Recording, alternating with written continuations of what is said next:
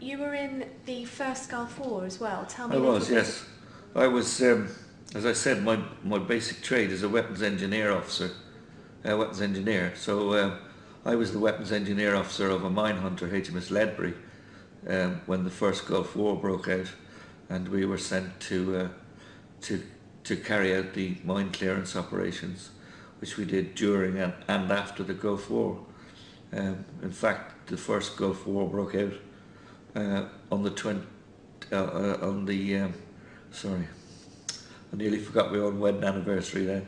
On the 17th of January, which was my 21st wedding anniversary. So I'll never forget that day, 17th of January 1991. And that was a completely different conflict for me, because where before I was in the background, I was now in the foreground underneath the guns of the Missouri bombarding the coast over the top of our heads. We were clearing a path so that the invasion force or the ships could get in once that time came. What describe exactly what your job was? What did you literally have to do? My job was, as the weapons engineer officer, as I say, it was only a mine hunter. There's only 42 members of the ship's company, so there was two chief petty officers, me and another chief petty officer, and one junior rating to look after the whole weapons engineering department. And my job was I looked after the close range weapons and the mine hunting sonar and the remote controlled vehicles and everything else that goes with mine disposal. So quite a big job really. And of course the first thing that happens when we go into the action side of it is we lose our junior rate, because he has to go and do another job as quartermaster on the wheel. So between myself and the other chief petty officer, we were just watch on, stop on for all the time we were in the mine hunting duties.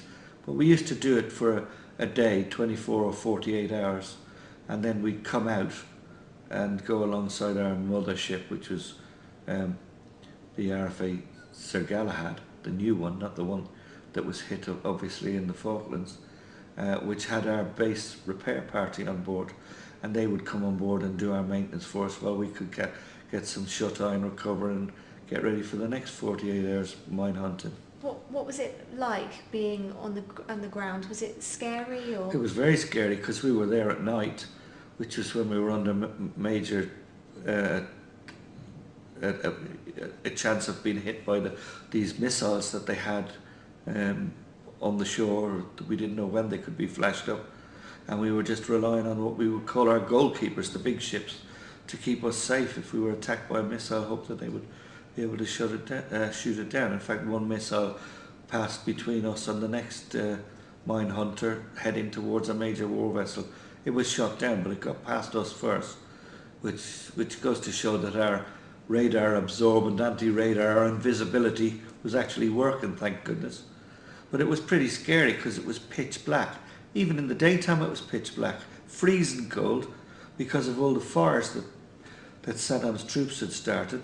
If you look behind you out to sea, you could just see a little thin strip of skyline. The rest of it was black, so it made it even dark during the day. We were all wearing jumpers because the temperature had gone down.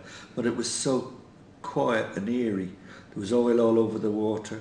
They'd put mines in plastic bags that were floating down, so we had to have a sentry. So you just didn't have a clue if you were going to pick these up or not. How easy is it to pick up a mine underwater? Underwater, if it's a proper mine, not so difficult at all. As was proved during and afterwards, we found all the mines and disposed of them, the ground mines and the buoyant mines. It was these floating mines that they had, like they just looked like gash bags. Of course, up the Gulf, there's black plastic bags full of rubbish floating around it anyway, which is what they were playing at. They were trying to hold us up. How do you actually dispose of a mine? You just shoot it, do you? Well, we have a mine disposal system where we have like a little yellow submarine goes down with this camera. It identifies it. We drop a charge, recover the vehicle, and then explode the charge and the mine with it. But with some of the mines, like the floaters and that, we would just report them, and there'd be a helicopter full of clearance divers. Oh, okay. They would drop the clearance divers out of the helicopter, they'd attach a pack to it and blow it up. And likewise they would do the same on some of the buoyant mines as well.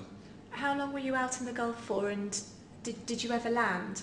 Yes, we landed because, not during the conflict we didn't land, we landed afterwards because we had to sweep a clear passage into one of the ports, so that they could bring the government back in on the ship in a big show of re-entering the country, but also to get equipment, food and supplies in. So yes, we swept our way in to Al Shawayab was the name of the port, and then we managed to get a walk ashore, but we had to be very careful where we walked because there was still a lot of unexploded ordnance and booby traps around, so we didn't stray from the beaten track. But the whole place had been wrecked by Saddam's troops.